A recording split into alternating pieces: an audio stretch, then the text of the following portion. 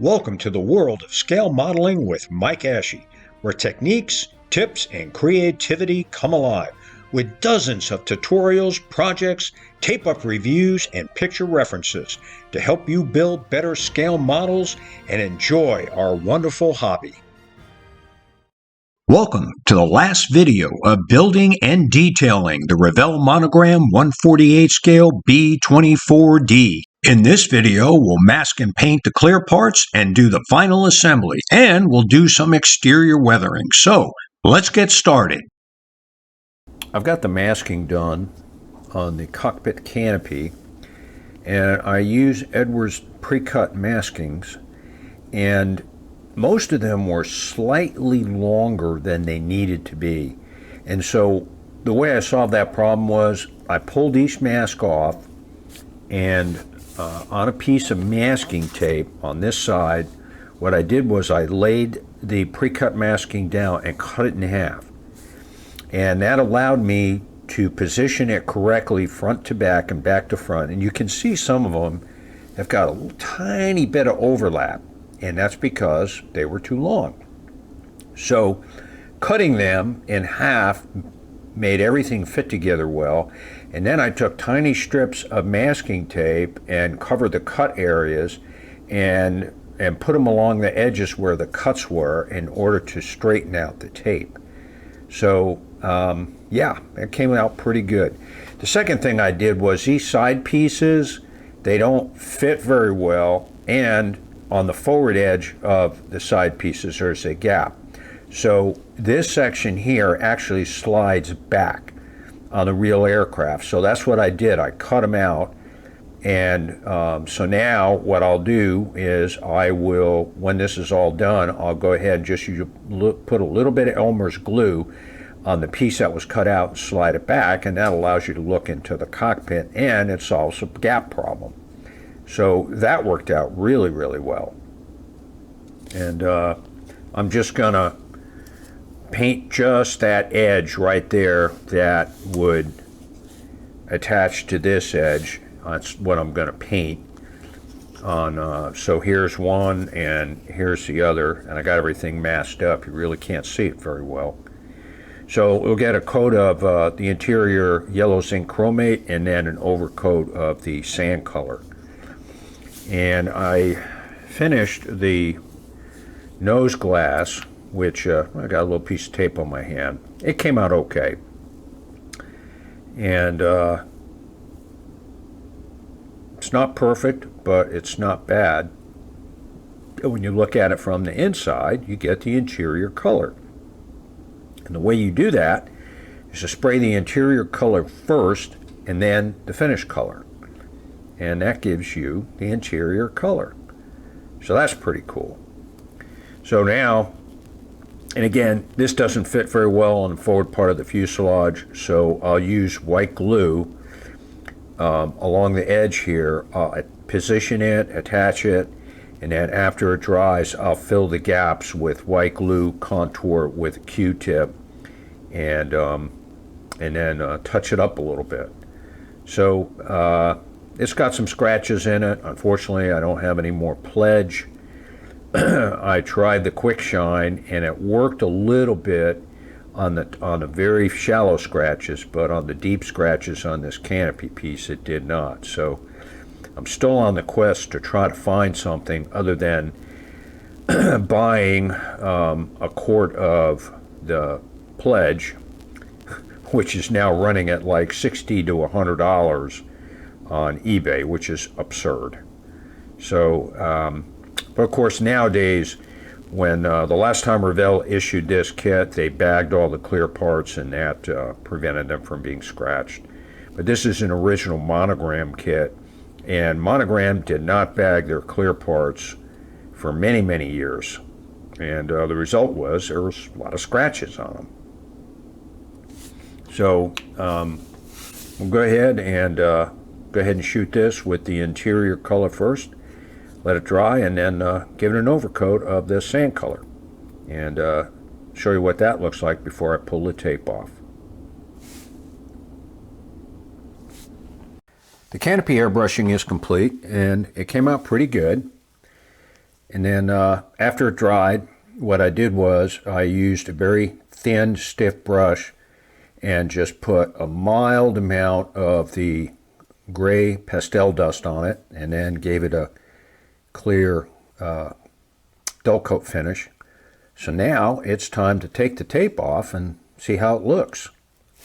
And I did the same thing for the pieces that I had cut out from the side that are going to slide back, just that edge. So yeah, it's looking pretty good. So let me go ahead and take the tape off. Whoops. I'll go ahead and take the tape off, and we'll see how it looks. I'm probably going to have to do some touch-up, but that's okay. That's to be expected.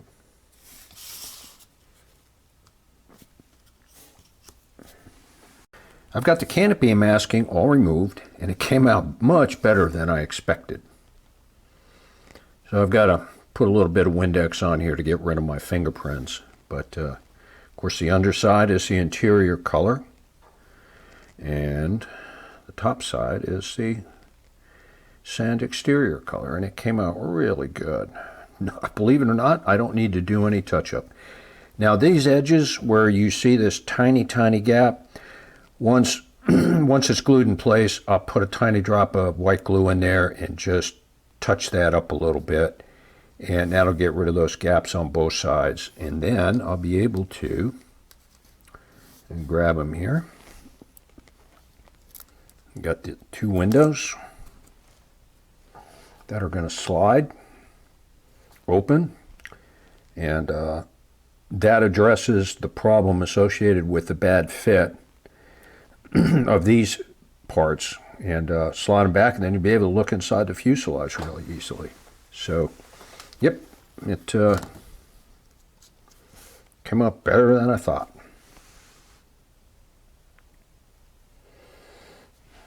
So yep, we're on to pretty much the final assembly now, and I'm really pleased.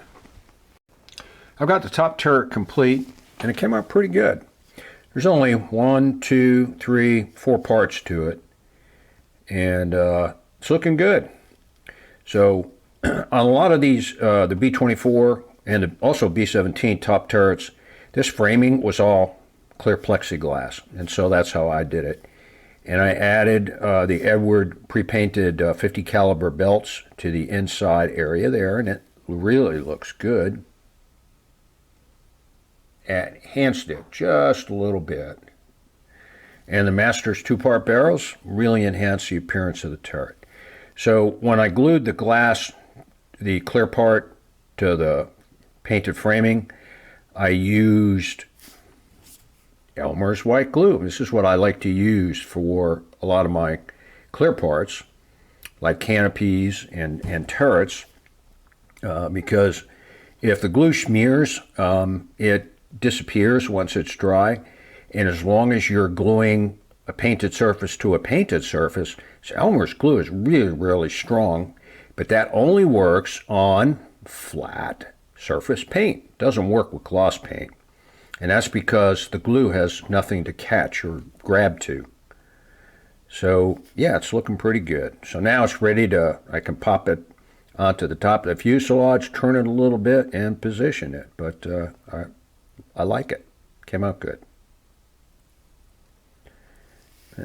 Put it down carefully here.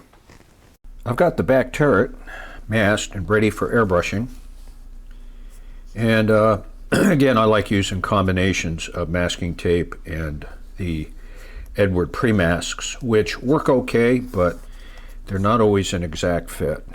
So this is how I did it. Now, this is the Monogram turret, and of course you've got this seam across the top. There's nothing you can do about it, and I'm going to go ahead and just set this in place on the back end of the fuselage, and when the seamless turrets come in from Coldwater Studios, I'll go ahead and pull this out and put it into the seamless turret. And so to do that, to be able to just pop it in there, what you have to do is cut the bottom off of the Monogram Revell turret like this, and then I flattened it out by running it across a stationary piece of sandpaper. And then on the underside, there's a little rim. You kind of have to carve it out a little bit. So now this will just pop right up inside here, and then I can pop it back out. So I'm going to go ahead and give it a coat of the interior color and then the finished color, and then we'll be done. So yeah, this one will look pretty good. And again, when I did the review of the Hobby Boss one, the 148 scale and the 132nd scale B-24s, they did the same thing. They split it down the middle, and it's impossible to fix. So thank God for Coldwater Studios. I have the 132nd scale seamless turrets, and I'm waiting for the 148 scale turrets for the Monogram Revell kits, as well as the Hobby Boss kits. He's also doing them for the Hobby Boss kits. So when they come in, I'll do a short video on those and show you how they look. But yeah, we're just about there. The rear turret has been airbrushed, undercoated with the interior color, and then overcoated with the exterior color. And then I dusted it with the light gray pastel and sealed it with the Tester's clear dull coat.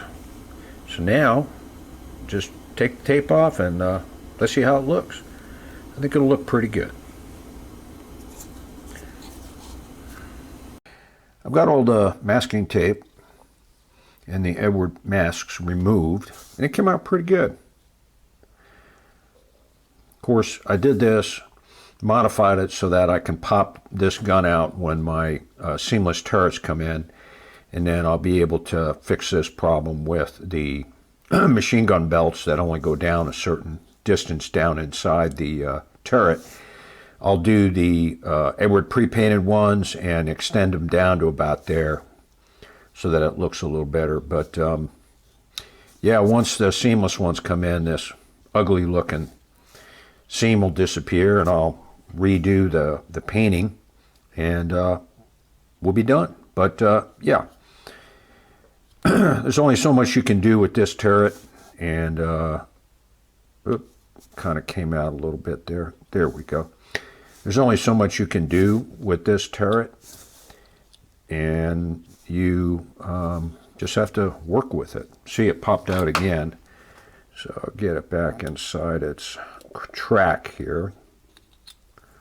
There we go. And so yeah, we're good, and go ahead and pop it on to the aft part of the fuselage, and we will be ready for some photography. I've got the main wings glued on, and came out pretty good. I did have a bit of a tolerance issue. It was really, really tight. I didn't think it would be that tight once it was all painted. So on the inside of the lips where the wings slide in, I went ahead and scraped off that paint, and I scraped off the paint a little bit on the edge of the wing, and that helped slide it into place on both sides. Everything's been attached with some Tester's glue, and it looks pretty good. So after it dried, I put a bead of Elmer's glue along here and on this side and on the underside and touched it up, and looks pretty good. So the next thing I'm going to do is I got to glue the engines in place and the cowlings, and I went ahead and dirtied them up, the insides of the engine areas, with some dark gray pastel. And now I can go ahead and put the cowlings on, and I'm waiting for another decal sheet to come in, and then I can finish that one decal that goes on this side on the outside of the tail. I can glue the tails on the rudders on, and run some beads of Elmer's glue to hide the tiny voids between the stabilizer and the rudder. And then I'll be able to go ahead and dirty up the bottom a little bit and dirty up the top, do a little bit of sponging with silver paint, and we're ready to take all the tape off and then finish it up. So so far so good. Trying not to do too much weathering here. I am going to fade the top, dirty up the bottom with some gray pastel on the top, and some dark gray on the bottom. But yeah, I'm real pleased. It's a big model, and I got to tell you, Monogram did a good job engineering this kit. You know, it's an old kit. It does have some issues, but what kit doesn't have an issue? Even the new kits that come out today still have issues. So I'll let you see what the cowlings look like with the engines in place, and then we'll go ahead and work on the tail. Got the engines in place, and the next thing I need to do is, of course, glue the cowlings on. So yeah, it's coming along pretty good. Pretty pleased. And once I dirty up the bottom and the top after I put the tail, the two rudders in place, I can go ahead and pull off all this tape and see what kind of touch-up work we need to do. So, but yeah, it's looking pretty good. I've got the engine cowlings installed, and I've taken out all of the tissue and the masking. And the other thing is that I have pasteled the upper area a light gray and the bottom a dark gray, and I'll show you that in a second. But on the engine nacelles, there was a little bit of a void here on all around it, and I filled it with Elmer's white glue, contoured it, and then touched it up with a tiny detail brush and gave it a coat of clear flat in order to blend it in, and that worked out really, really well. So let me show you the underside first. I got to turn this over. So this is how I did it. I think I overdid it a little bit. I've seen aircraft that look just like this, but I shouldn't have. I overdid it. As usual, I overdid it. But I used the same techniques that I demonstrated in the C-47 build extensively, and came out pretty good. So the bottom's dirtied up a little bit. Got a little bit of sponging on these areas here on the underside. And on the top, of course, I did the light gray to lighten up the sand color, and it came out pretty good. So I did a little bit of dusting with dark pastel around the engine flap exhaust, and I also did a little bit of that to replicate the staining associated with the fuel caps. Now, if this was an olive drab, this would not be so pronounced in color, but because it's a light color, you know, it's really pronounced. And I should have been mindful of that and just done it a little bit so it wouldn't look so obvious. I mean, it came out pretty good. It's important to make sure that the stains go with the direction of airflow, and around the curved area of the fuselage and the wing, you should curve it just a tiny bit. And so, yeah, it's coming along good. I'm working on the canopy now. And here's the fronts of the engines, and they came out really, really good. When I do some still photography, you'll see how good it came out. Kind of hard to see that. So yeah, it's looking good. So I still need to do all of the finish work on it, including painting the navigational lights and the formation lights and the Bombay lights on the bottom and on the back, which I'll do, and I'll show you how I do that. Some of them will be painting and some of them will be decals. But I'm really pleased with the way it looked. All of the decals came out really, really good. They look like they're painted on. And yeah, it's looking good. So once I get the canopies installed and the tail on, it's going to look really, really good. I'm still waiting for my seamless turret to come in from Cold War Studios. But yeah, so far so good. I also have some more Edward colored placards to put up in this area here, which I'll do. But yeah, I'm really pleased. I normally don't like to do light colors or natural lumen finishes because they're really, really difficult to do. But this one came out pretty good. So there you have it.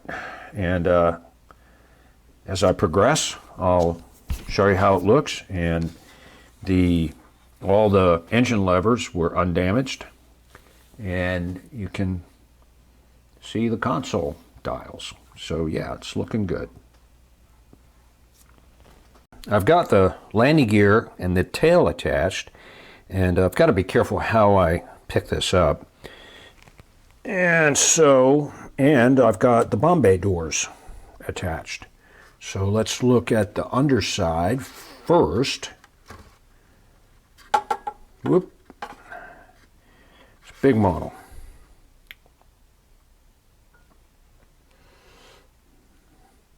Landing gear doors went in place. I mean, the bomb bay doors went in place, and I'll explain how I did that in a minute. And landing gears are all installed, and it looks pretty good.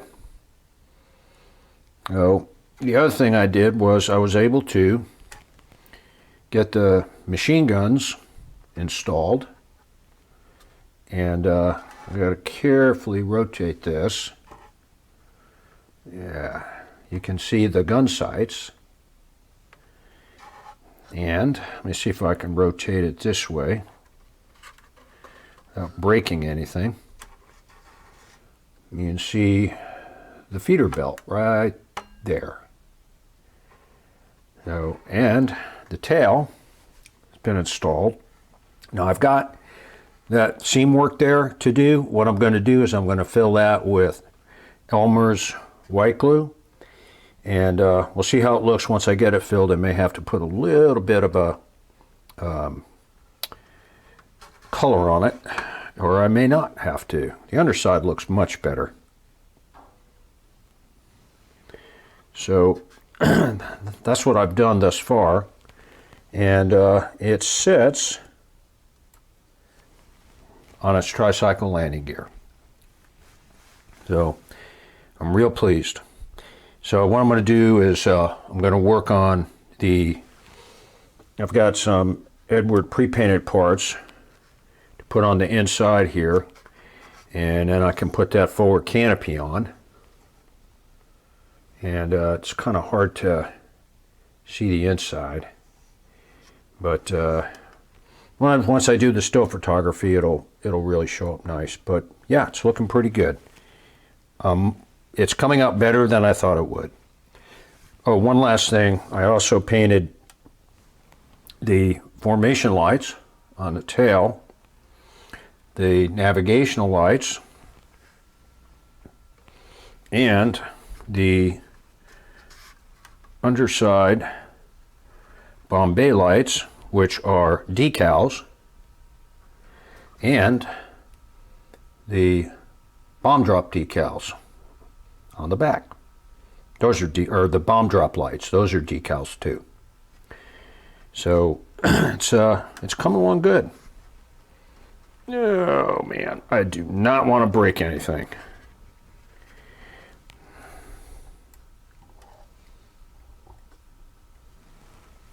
The bomb bay doors can be kind of a pain in the open position to glue into place because there's kind of a gap between the side of the fuselage and the inside of the bomb bay doors.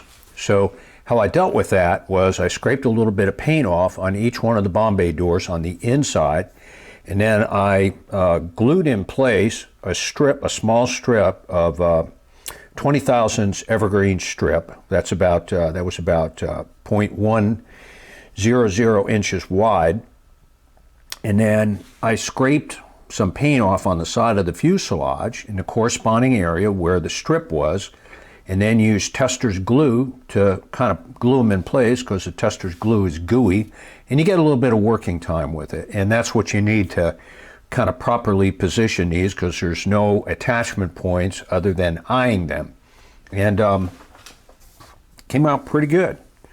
So that's how I did it, and it worked out really, really well. So I just wanted to cover that for you. I gotta carefully lay this down here. I don't want this to collapse because it'll break the rudders. But I'm really pleased. And on the D models, the forward landing gear doors did fold on the inside and they moved backwards, which was a really strange configuration. Now, on later models, on the J models, it was a standard gear door where it opened to the front. And I couldn't put them in place because that's where I stuffed all the weight. So, excuse me, when it's sitting on its tricycle landing gear, you're not going to see anything. So I'm really pleased. So far, so good. So let me go ahead and take it off of these two sections of balsa wood so I don't drop anything here or break anything. And I'm going to carefully turn this around and put it back on its tricycle landing gear. So it just to show you, I got a lot of weight. See that? I'm pushing on the tail and it's still staying up front. So the landing gear are strong enough to manage this kind of weight. The other thing I'll show you here before I turn the camera off is the engines. It came out really good. I'll just show you this one and this one. And once I put the propellers on, it's going to look really, really good. So, yeah. For a almost 50-year-old kit, if you take your time, it'll come out really, really nice.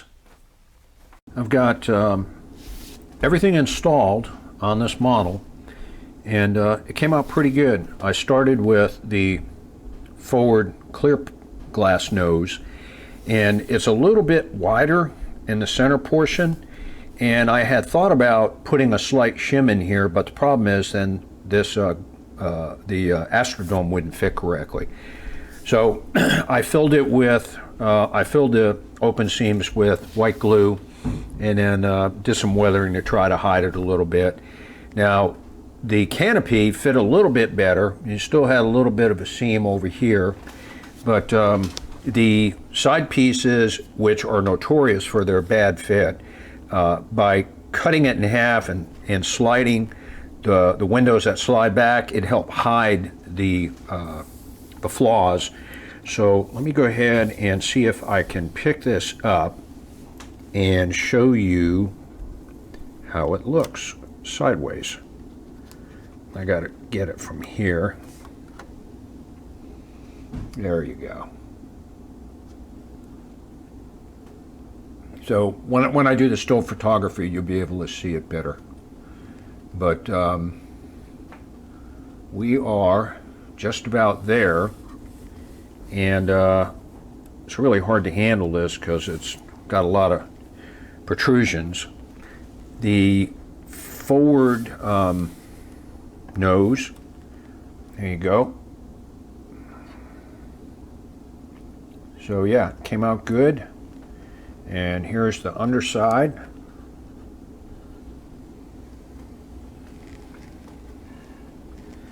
I took my time on this model and it really made a difference.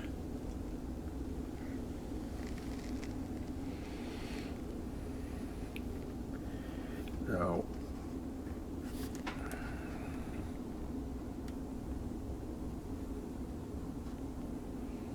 I really think it came out pretty good, all things considered. And it's sitting on its tricycle landing gear without any major issues here. So again, when I do the still photography, you'll see it. But the decals came out good. And again, whenever you're doing a light colored aircraft like this, it's going to show every little flaw. And that's why I like olive drab. And let me show you see if I can get a good shot of there we go. Here's the engines, and they came out really, really nice.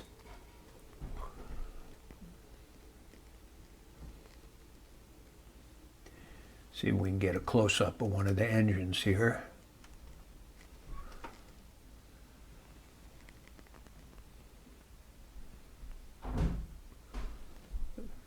So, yeah, I really like these 3D printed engines. So we are almost done, and my great uncles both served in the 9th Air Force out of Italy, and one of them was actually in Tunisia with the 9th Air Force and their bombardment group. So, and I've got some pictures that I'm going to scan as part of this video and show you some of his crewmates from some of the other aircraft in his squadron. You know, it came out pretty good. I'm pretty pleased. So again, when I do the close-up photography or the photography here, you'll be able to see it better. Now, this antenna, like I suggested, is pinned with a 30 thousandths piece of rod. These actually came from, and I talked about this in the B-17 series. I've had these for years and years and years. I found them at a IPMS National Convention in a bin, and they had clear, they had red, they had green, and these are blue. And you can still find them, but you got to dig through bins for them. And I highly recommend that you use them. They're from Cutting Edge Studios, which has been out of business for many, many years. But they really enhance the surface of the model back here. And of course, you know, the way Monogram did this, they molded these lights half on one side and half on the other, and it's impossible to keep them on there. So we are just about done. And again, as soon as I'm done, when I'm done airbrushing the rear turret, I'm going to use the Monogram turret for now until the Cold War Studios seamless turrets come in. And I ordered 4 sets for Monogram kits, and I ordered 4 sets for the Hobby Boss kits when they're done with them. So, yeah, I'm really pleased. It came out better than I thought it would, and kudos to Monogram for what they did 40 years ago. I just wish, and this is a problem with just about every Monogram kit, their canopies don't fit very well. But you can make it work, and just like I did, I made it work. But you got to take your time, and you got to be patient. And cutting those windows out made a big difference in terms of being able to hide some of the flaws. As we wrap up this project, here's some still photography from my workbench.